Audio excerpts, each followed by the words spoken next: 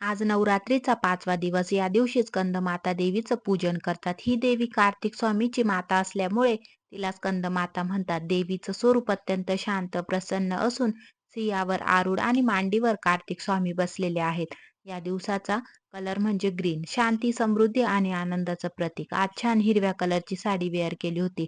नवरात्रीला आपल्या संस्कृतीमधील एक वेगळंच महत्त्व आहे. प्रत्येक वर्षी अश्विन महिन्यात हा उत्सव येतो आणि 9 दिवस नवरात्रीचे देवीच्या पूजेत कसे जातात कळतच नाही. या 9 दिवसात महालक्ष्मी, महाकाली आणि महासरस्वती या त्रिदेवीचे वेगवेगळ्या स्वरूपात पूजा होते. प्रत्येक दिवसाचा कलर देवी याला वेगळंच महत्त्व असतं. नवरात्रीच्या दिवसात 9 कलरचे ड्रेस वेअर करतात.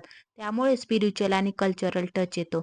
नवरात्रीत गरबा आणि दांडिया खेळताना एक वेगळाच आनंद येतो. खूप उत्सुकता असते. नवरात्रोत्सव म्हणजे भीती आणि अंधकार दूर करून शक्ती आणि प्रकाशाकडे घेऊन जाणे.